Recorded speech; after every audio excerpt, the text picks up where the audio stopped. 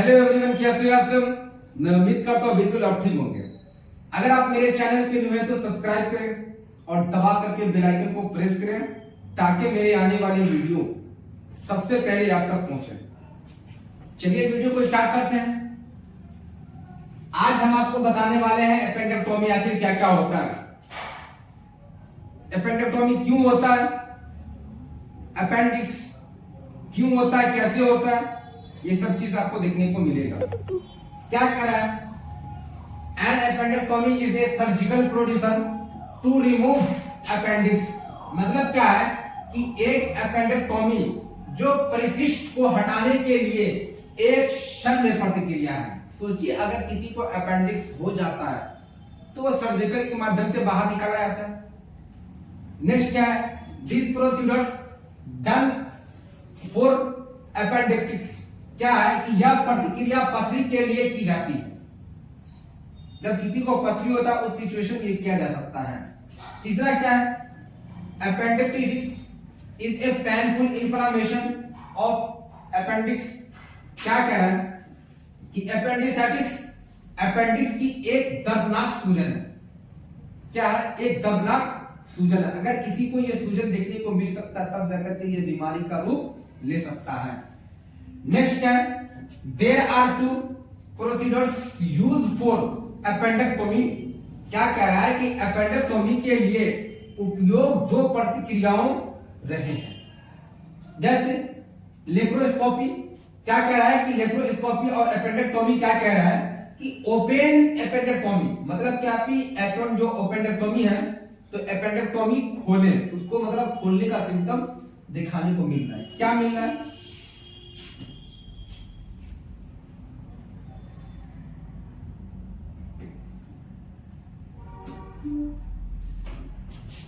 क्या है? ये सब आप देख सकते हैं, फिगर के माध्यम से सारा देख सकते हैं किस तरीके से ये डिजीज देखने को मिलेगा। सारा का सारा अपेंडिक्स जो होता है जिसको अपेंडिक्स हो जाता वो सब सिचुएशन पे इसी फिगर के माध्यम से ऑन कैमरा के साथ सर्जिकल माध्यम से किया जा सकता है। नेक्स्ट पेज पे चलते हैं। नेक्स्ट पेज क्या कह रहा है? कोलेसिस्टेक्टोमी। क्या कह रहा है कि कोलेसिस्टेक्टोमी की बात कर रहे हैं। एक cholecystectomy is surgical procedures in which remove gall bladder. क्या कह रहा है? रिमूव गॉल ब्लैडर मतलब गॉल ब्लैडर को क्या रिमूव किया जा सकता है। क्या कह रहा है कि एक कोलेसिस्टेक्टोमी शल्य प्रतिक्रिया है जिसमें पित्ताशय की थैली को हटा दिया जाता है। क्या है? पित्ताशय की थैली को हटा दिया जाता है। अगर सोचिए अगर पित्ताशय की थैली मतलब क्या है कि जो गॉल ब्लैडर होगा तो गॉल ब्लैडर की वहां से थैली को देखने को मिलेगा, हटा दिया जाता है। नेक्स्ट क्या है? Gall bladder is small hollow organ which located under the liver. मतलब क्या है कि पित्ताशय छोटा खोखला अंग है, छोटा सा है और खोखला अंग है जो यकृत के नीचे स्थित होता है। नेक्स्ट क्या है? The gall bladder stores digestive juice which called by juice that made by liver। क्या है कि पित्ताशय पाचन रस को संग्रहित करता है जिसे पित्त रस कहा जाता है जो यकृत द्वारा मोड़ सकता है। ये सब चीज देखने को मिलेगा। नेक्स्ट पेज चलते हैं। नेक्स्ट पेज क्या कह रहा है? टाइप्स ऑफ प्रोड्यूसर्स मतलब प्रतिक्रिया के प्रकार क्या क्या हो सकते हैं। क्या मिलेगा? Open method. In this method make one incision about 4 to 6 inches long right side of abdomen. अगर ये इस विधि में पेट के दाहिनी ओर लगभग 4 से 6 इंच लंबा एक चीरा लगाए। हो सकता है अगर ये देखने को मिलेगा तो 4 से लेकर के 6 इंच तक क्या होता है वो चीरा लगा सकते हैं। नेक्स्ट क्या है? Laparoscopic method. क्या कह रहा है कि in this method make very small incisions. इस विधि में बहुत छोटा चीरा लगाए मतलब बहुत छोटा सा चीरा आप इसको लगा सकते हैं जब अपेंडिक्स की बात होती तो। नेक्स्ट क्या मिलेगा? In this incision inter thin laparoscopic tube which has video camera and surgical tube for cutting. क्या मिलता है कि इस चीरे में इंटरपतली लेप्रोस्कोपिक ट्यूब होती है जिसमें काटने के लिए वीडियो कैमरा और सर्जिकल ट्यूब भी होता है। अगर उसको काटते हैं सर्जिकल माध्यम से तो वहां एक कैमरा भी मौजूद होता है। नेक्स्ट पेज चलते हैं।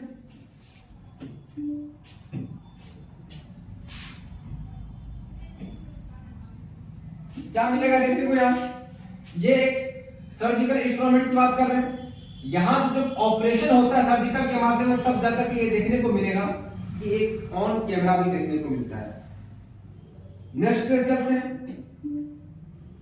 नेक्स्ट पेज क्या करा, important gall stone in the gall bladder that are causing symptoms it is called cholestasis. क्या मिलेगा, पित्ताशय में पित्ताशय की पथरी जो लक्षण है पैदा कर रही है उसे हम क्या बोलेंगे, क्या बोलेंगे, कोलेलिथियासिस कहा जाता है, कोलेलिथियासिस कहा जाता है। नेक्स्ट क्या मिलेगा, inflammation on gall bladder it is called, क्या मिलेगा, कोलिसाइटिस। पित्ताशय पर सूजन में इसे क्या बोलेंगे, कोलेसिस्टिस कहा जाता है। ये सब चीज देखने को मिल सकता है अगर किसी पेशेंट को है तो। नेक्स्ट क्या होगा, if increase gall bladder size it is called polyps. क्या मिलेगा, यदि पित्ताशय का आकार बढ़ जाता है, मतलब पित्ताशय का आकार लगातार बढ़ रहा है, तब जाकर के इसे पॉलिप्स कहा जाता है। नेक्स्ट पेज चलते हैं। नेक्स्ट पेज में क्या कह रहा है, coronary artery high pass, coronary artery high pass grafting it is called high pass surgical या सर्जी। क्या मिलेगा, सर्जरी। कोरोनरी धमनी बाईपास ग्राफ्टिंग, इसे बाईपास सर्जरी कहा जाता है। जो बाईपास सर्जरी मतलब ग्राफ्टिंग जो बाईपास सर्जरी के माध्यम से होता है उसको सर्जिकल मेथड भी कहा जाता है। नेक्स्ट क्या होगा, it is medical procedures to improve blood flow of heart, या हृदय के रक्त प्रवाह में सुधार करने के लिए चिकित्सा प्रतिक्रिया है। अगर हार्ट चेंबर में लगातार ब्लड का सप्लाई नहीं होगा तो फिर हार्ट चेंबर क्या होगा, वो रुक जाएगा और हो सकता है कि हार्ट फेल्योर भी हो सकता है। नेक्स्ट क्या मिलेगा, this procedures may be needed when decreases blood flow due to narrow coronary arteries और एनी अदर। क्या मिलेगा, ब्लॉकेज लाइक कोलेस्ट्रॉल। क्या है कि मज्जा, कोरोनरी धमनियां या कोलेस्ट्रॉल जैसी किसी अन्य रुकावट के कारण रक्त प्रवाह कम होने पर इस प्रतिक्रिया या इस प्रक्रिया की आवश्यकता हो सकती है, जो कि आप यहां देख रहे हैं। क्या होगा, लगातार अगर ब्लड का सर्कुलेट काम करना बंद कर दे, वो सब सिचुएशन पे क्या होगा कि पंपिंग भी काम करना बंद कर देगा और हो सकता है कि आपके बॉडी में आधा से ज्यादा पार्ट अगर ब्लड के सप्लाई से रुक जाता तो फिर वो पार्ट काम करना भी बंद कर देगा। नेक्स्ट पेज चलते। नेक्स्ट पेज क्या करा, important, by this producers does not treat coronary artery disease in it just uses for reducing symptoms like chest pain, breathing difficulty. क्या मिलेगा कि and increase blood oxygen flow. इस प्रतिक्रिया से coronary धमनियों की बीमारी का इलाज नहीं होता है, बीमारी का इलाज नहीं होता है। यह सिर्फ सीने में दर्द, सांस लेने में कठिनाई और रक्त ऑक्सीजन के प्रवाह को बढ़ाने जैसे लक्षणों को कम करने के लिए उपयोग करता है। नेक्स्ट पेज चलते हैं। नेक्स्ट पेज क्या कह रहा है, नेक्स्ट पेज क्या कह रहा है, होमोराइडोटोमी। क्या मिलेगा, होमोराइडोटोमी क्या है कि it is procedures in which remove, क्या मिलेगा, होमोरॉइड फ्रॉम द एनस, या गुदा से बवासीर को हटाने की प्रतिक्रिया है। अगर बवासीर किसी को होता है वो सब सिचुएशन भी देखने को मिलेगा।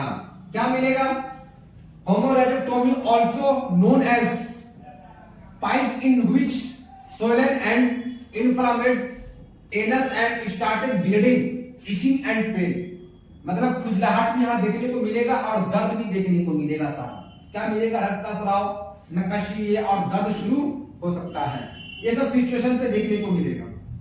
नेक्स्ट पेज चलते हैं। नेक्स्ट पेज क्या है, hysterectomy. It is a surgical procedure in which remove uterus. क्या है कि यह एक शल्य प्रतिक्रिया है जिसमें गर्भाशय को हटा दिया जाता है। यूटेरस को भी क्या होता है, सर्जिकल माध्यम से यूटेरस को हटा दिया जाता है। नेक्स्ट क्या मिलेगा, this producer develops on patients condition because in some cases remove uterus, fallopian tube and ovaries. अब फैलोपियन ट्यूब क्या करता है इसमें, यह प्रतिक्रिया रोगी की स्थिति पर निर्भर करती है, क्योंकि कुछ मामलों में गर्भाशय क्या मिलेगा, फैलोपियन ट्यूब और अंडाशय को हटा दिया जाता है। अब सोचिए अगर अंडाशय को हटा दिया जाएगा तो उस सिचुएशन पे वो फीमेल द्वारा प्रेग्नेंट नहीं हो सकती। नेक्स्ट क्या मिलेगा, टाइप्स, इसका प्रकार क्या क्या है। टोटल हिस्टेरेक्टोमी मिलेगा, क्या है, रिमूविंग यूटेरस एंड सर्विक्स, क्या है, गर्भाशय और गर्भाशय ग्रीवा को हटाना।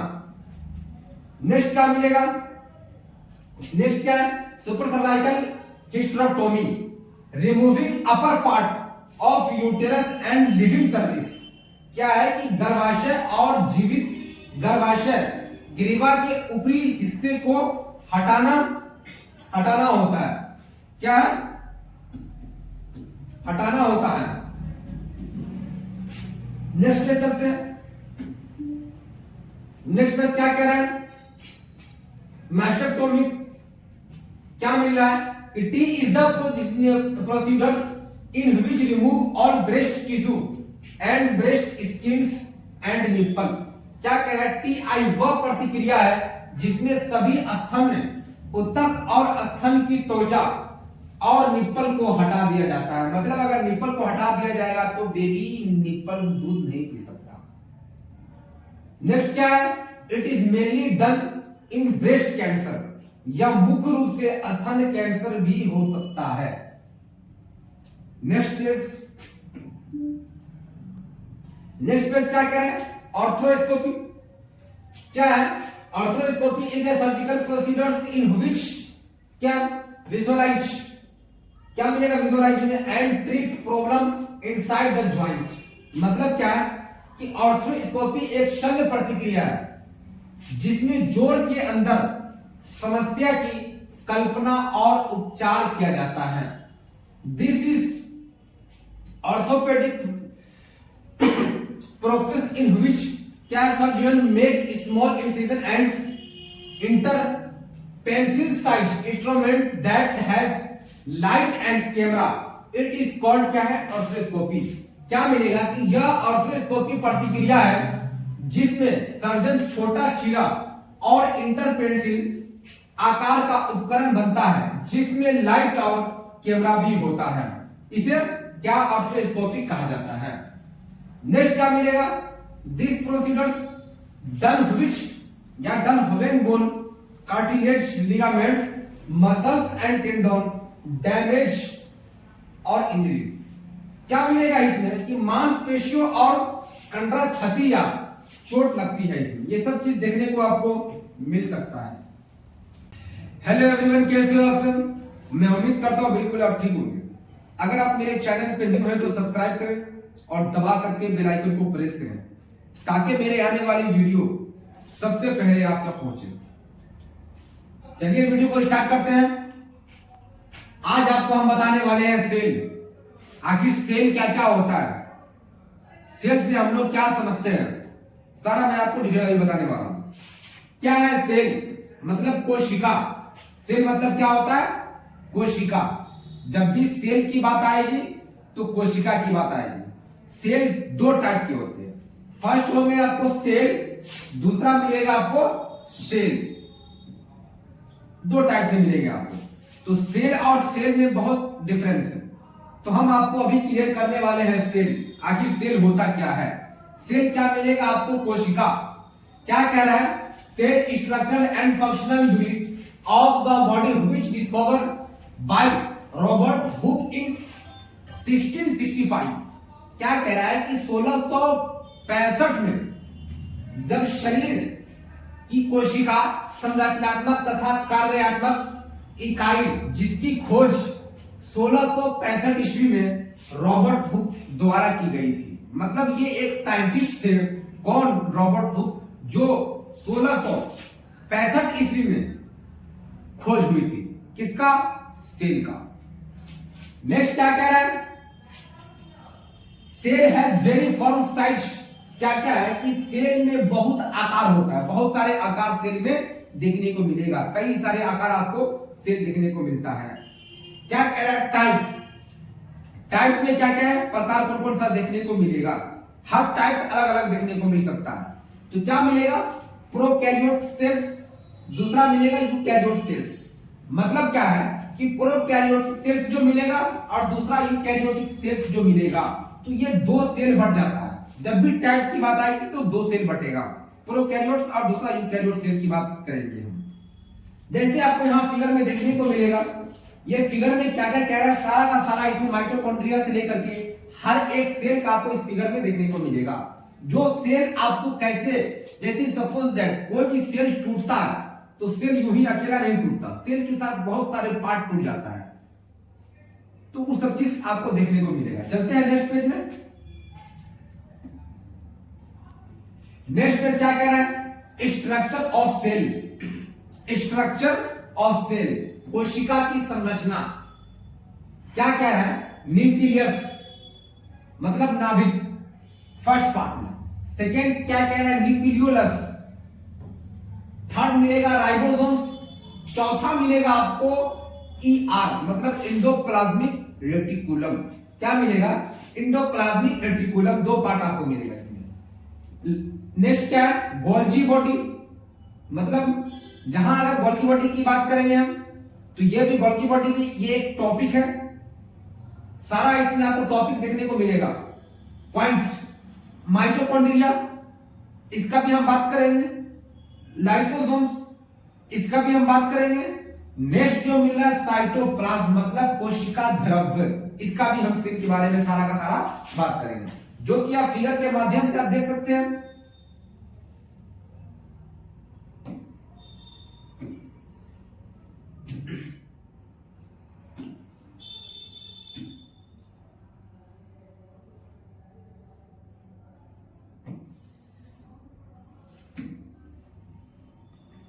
सारा का सारा आपको सेल मिलेगा देखने को।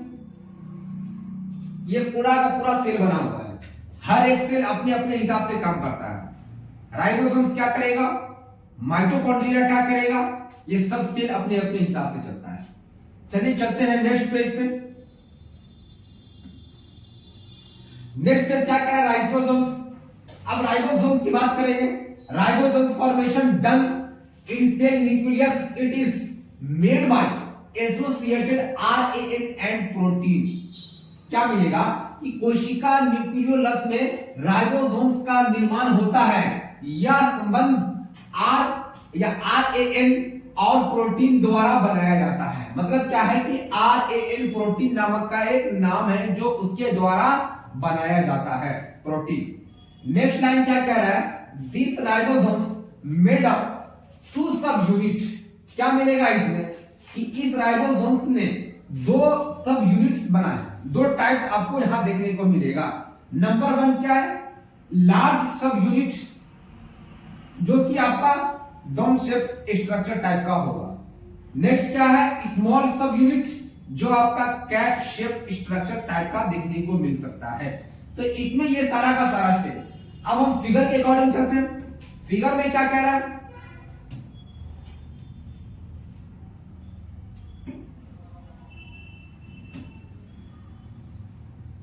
फिगर क्या कह रहा है?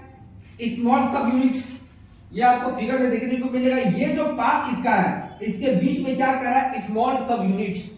दूसरा जो मिलेगा आपको, ये सेल अलग है। ये क्या है कि इसका लार्ज सब यूनिट, मतलब इसका साइज भी बहुत ज्यादा ग्रो कर रहा है, तो साइज के ऊपर भी डिपेंड करता है कि लार्ज में और स्मॉल में। तो स्मॉल का जब भी बात करेंगे स्मॉल सब यूनिट में, तो उसका टाइप जो होगा वो छोटा हो जाएगा। अब लार्ज की बात करेंगे तो इसका साइज क्या होगा? ये आपको थोड़ा बड़ा देखने को मिल सकता है। नेक्स्ट पेज में चलते हैं। नेक्स्ट पेज क्या कह रहा है? Types of ribosomes. राइबोसोम्स के प्रकार क्या कह रहा है? 70s prokaryotic cell, 80s eukaryotic cells. दो टाइप्स मिलेगा। ये आपको ऑब्जेक्टिव में भी पूछता है, ये नीट में भी पूछेगा 70s के बारे में और 80s के बारे में। मतलब 70s जब भी पूछेगा तो प्रोकैरियोटिक सेल की बात करेगा और 80s जब भी पूछेगा तो यूकैरियोटिक सेल की बात करेगा। तो यहां सेल दो पार्ट में बढ़ जाएगा। सेल दो पार्ट में बटेगा।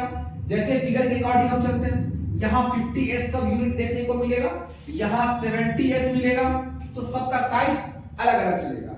दूसरा क्या, यहाँ 30s तक यूनिट भी चलेगा 30s में भी। तो 30s में क्या, यहाँ 60 मिलेगा, यहाँ 40 मिलेगा, यहाँ 80 मिलेगा।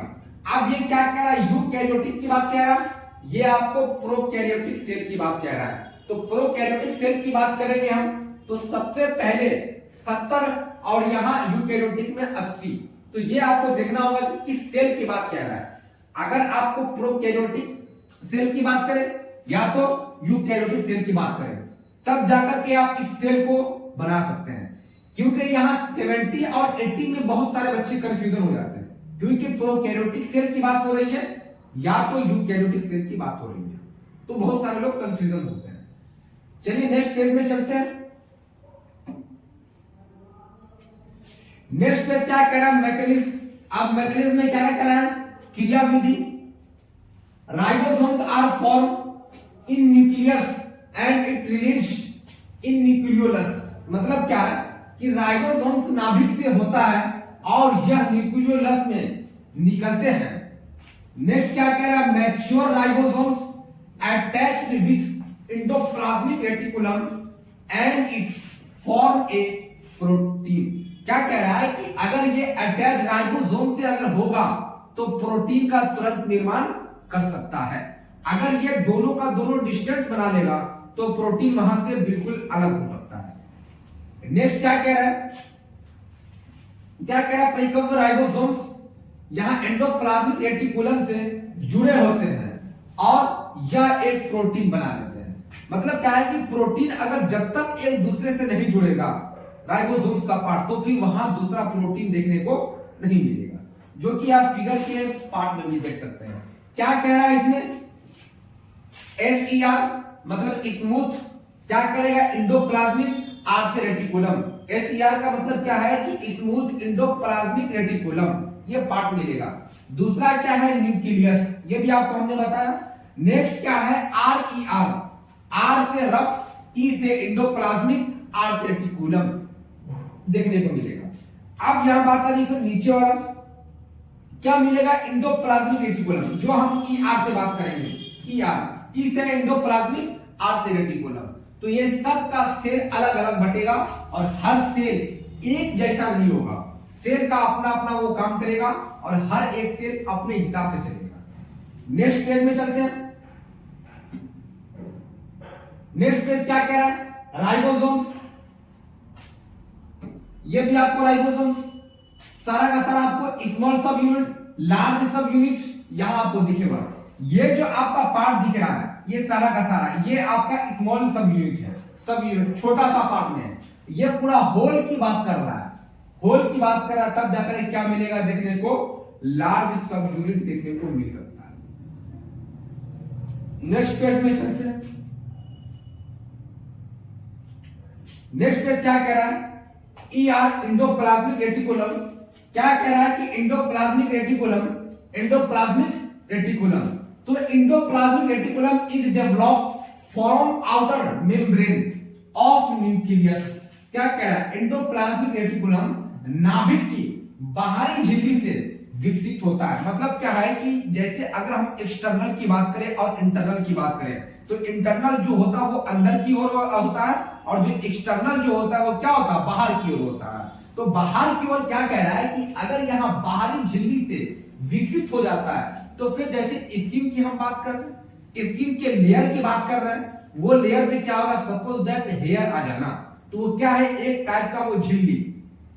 उसी तरीके से क्या कह रहा है कि ये बाहरी लेयर से जब झिल्ली विकसित होती है तो किसके द्वारा? तो एंडोप्लाज्मिक रेटिकुलम के द्वारा। नेक्स्ट क्या कह रहा है, types of endoplasmic reticulum, endoplasmic reticulum के प्रकार। अब इसके प्रकार क्या क्या देखने को मिलेगा। आरईआर अभी हमने आपको बताया। नेक्स्ट क्या है, रफ एंडोप्लाज्मिक रेटिकुलम। क्या कह रहा है, आरईआर किसी ना किसी एंडोप्लाज्मिक रेटिकुलम के साथ जुड़ा होता है। क्या होता है, किसी भी एंडोप्लाज्मिक रेटिकुलम के साथ जुड़ा होता है। आरईआर से, आर से रफ, ई से एंडोप्लाज्मिक, आर से रेटिकुलम। क्या नेक्स्ट क्या कह रहा है, एसईआर मतलब स्मूथ एंडोप्लाज्मिक रेटिकुलम। क्या मिलेगा, स्मूथ एंडोप्लाज्मिक रेटिकुलम मतलब एसईआर चिकना एंडोप्लाज्मिक रेटिकुलम के टाइप का देखने को मिलता है। क्या फिगर में कह रहा है, जो रफ की बात करेंगे हम, रफ में क्या है कि इस टाइप से मिलेगा। मतलब क्या है कि वो अपर नीचे मतलब अप डाउन टाइप का मिलेगा, जो बिल्कुल रफ होगा। स्मूथ का मतलब जो बिल्कुल सॉफ्ट होगा, बहुत ज्यादा सॉफ्ट होगा, उसे हम क्या बोलेंगे, स्मूथ मसल। एग्जांपल के तौर पे तो वो हम बोल सकते हैं। और रफ में क्या है कि जो रुखरापन हो उसको हम रफ एंडोप्लाज्मिक रेटिकुलम बोल सकते हैं। नेक्स्ट पेज में चलते हैं। नेक्स्ट पेज क्या कह रहा है, रफ एंडोप्लाज्मिक। रफ एंडोप्लाज्मिक क्या है, rough endoplasmic called granular development because it has granular like structure and on outer surface ribosomes.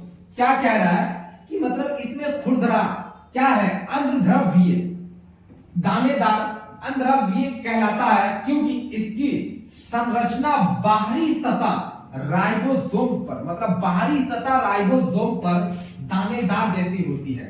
जैसे हमने आपको पहले भी बताया था कि टेस्टिस के बारे में। टेस्टिस क्या होता, टेस्टिस जब भी होगा तो वो वन पेयर का मिलेगा। मेल में खास करके एग्जांपल दिए थे कि वो वन पेयर का देखने को मिलेगा। तो वन पेयर में क्या है कि टेस्टिस के बाहरी लेयर की हम बात करेंगे तो स्क्रोटम की बात करेंगे। स्क्रोटम में जैसे अगर बाहरी लेयर की उसकी बात करेंगे तो छोटे छोटे पिंपल्स होना स्टार्टिंग हो जाता उस मेल के अंदर, जिसको सपोज दैट हम मतलब जो बीमारी का डिजीज देखने को मिलता उसे हम या तो HIV का रूप लेते हैं या तो फिर उसे हम एड्स का रूप लेते हैं, क्योंकि वो पिंपल्स जैसे देखने को मिलेगा तो वो क्या है, वायरल इन्फेक्शन हो सकता है वो। नेक्स्ट क्या मिलेगा, endoplasmic reticulum has 60S category ribosomes. क्या कह रहा है कि एंडोप्लाज्मिक रेटिकुलम में 60 के दशक के श्रेणी में ये था। नेक्स्ट क्या, राइबोसोम होते हैं। In RER rough endoplasmic reticulum occurs क्या, modification and packing of proteins but very less amount. क्या है, इसका अमाउंट जो होगा बहुत लेस होता जाएगा। क्या कह रहा है कि आरईआर में प्रोटीन का संशोधन और पैकिंग भी होता है, लेकिन बहुत अधिक मात्रा में होता है। बहुत ज्यादा हाईली मात्रा में वो होगा तो वो नुकसान भी हो सकता है। नेक्स्ट चलते हैं नेक्स्ट पेज में। नेक्स्ट पेज क्या कह रहा है, स्मूथ एंडोप्लाज्मिक रेटिकुलम। क्या कह रहा है, चिकना एंडोप्लाज्मिक रेटिकुलम बहुत ज्यादा स्मूथ होगा।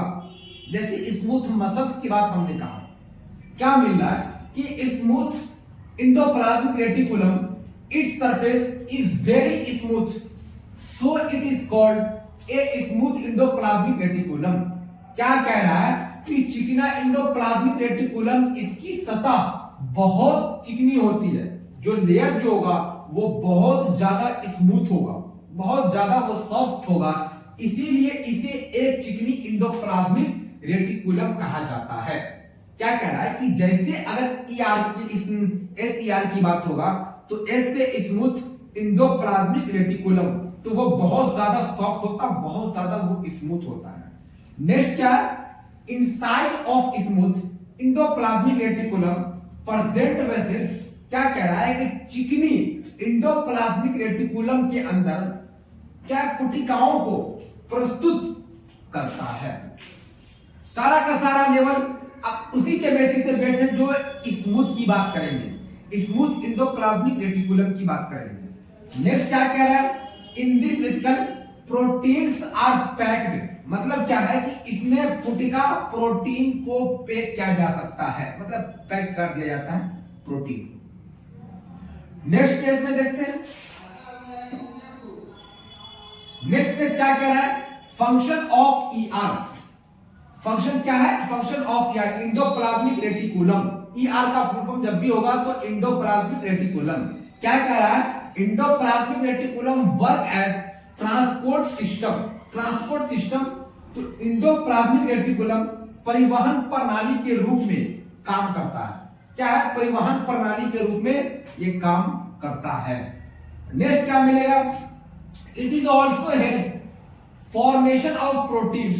क्या है कि टीआई प्रोटीन के निर्माण में भी मदद करता है। जहां अगर टीआई की बात करेंगे तो ये क्या चीज में, प्रोटीन में मदद करेगा। नेक्स्ट मिलेगा, it release a Ca plus, मतलब कैल्शियम की बात करेगा, calcium ion during the muscles. क्या है, इसमें मांसपेशियों के दौरान एक Ca और आयन जारी किया जा सकता है। अब कैल्शियम की बात आएगी तो सबसे पहले बोन की बात करेंगे। बोन में क्या है कि जब तक बोन का सारा पार्ट वीकनेस होने का सबसे जिम्मेदार क्या होता, वो कैल्शियम हो जाता है। क्योंकि कैल्शियम अगर जहां बॉडी से खसका तो आपका बोन धीरे धीरे कटकटाहट की आवाज स्टार्टिंग हो जाएगा, और वो बोन धीरे धीरे लेस देन, मतलब उसका सारा बोन जो होगा वो कमजोर होता चला जाएगा। नेक्स्ट पेज में चलते हैं। नेक्स्ट पेज क्या कह रहा है, गोल्गी बॉडी की बात करेंगे आप, तो Golgi body is just attached to the endoplasmic reticulum. क्या कह रहा है, गोल्गी शरीर सिर्फ इंडोप्लाज्मिक रेटिकुलम से जुड़ा हुआ है, सिर्फ इंडोप्लाज्मिक रेटिकुलम से वो पार्ट जुड़ा हुआ है। नेक्स्ट क्या है, Golgi body take vessels and modify and packed a proteins. क्या है, गोल्गी शरीर पुटिका लेता है और संशोधित कर देता है, मतलब वो लेगा भी तो उसको संशोधित भी कर देता है। नेक्स्ट क्या मिलता है, प्रोटीन प्लस शुगर, जिसको हम ग्लाइकोलिपिड बोलते हैं। क्या, प्रोटीन प्लस शुगर, ये दो मिलकर के क्या, ग्लाइकोलिपिड। आप प्रोटीन प्लस लिपिड की बात करेंगे तो इसे हम क्या बोलेंगे, लिपोप्रोटीन्स बोलेंगे। दो ये आपको, ये केमिस्ट्री में भी आपको देखने को मिलेगा। क्या मिलेगा कि प्रोटीन प्लस लिपिड की बात आ रही है, तो प्रोटीन जब भी मिलेगा तो उसके साथ क्या होगा, लिपिड। तो दोनों को मिलाकर के हम लिपोप्रोटीन की बात करेंगे। जैसे आप फिगर में भी यहां देख सकते हैं, फिगर में क्या कह रहा है,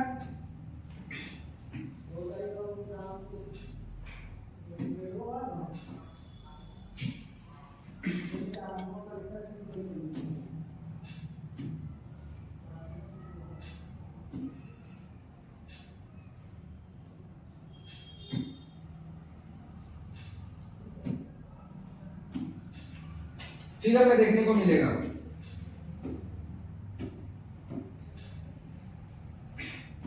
फिगर में क्या है, न्यूली फॉर्मिंग वेसल्स, ये एक टाइप का मिलेगा। दूसरा आपको क्या है, इनकमिंग की बात करेगा। तीसरा जो है गोल्गी एपरेटस की बात करेगा। तो मैन जो गोल्गी एपरेटस की बात करेगा तो ये सारा का सारा जो पार्ट जो सिस्टम है, ये सारा का सारा सिक्रेटरी वेसल्स, ये जो जितना पार्ट आपको देखने को मिलेगा, ये सारा का सारा ट्रांसलेस, ये हर एक सेल में होता है। नेक्स्ट पेज चलते हैं। नेक्स्ट पेज क्या कहा, लाइसोसोम्स।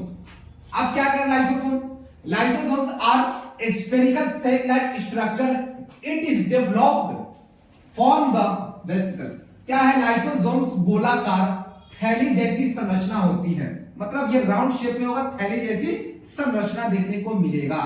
इसे पुटिका से विकसित किया जाता है। नेक्स्ट देखते हैं, lysosome are produce many digestive enzymes as, मतलब लाइसोसोम जो कई पाचन एंजाइम का उत्पादन कर देता है या करते हैं। एंजाइम्स में बहुत सारा डाइजेस्टिव सिस्टम जिसका डिसऑर्डर फंक्शन काम करता, उस वक्त ये सब सिचुएशन देखने को मिलेगा।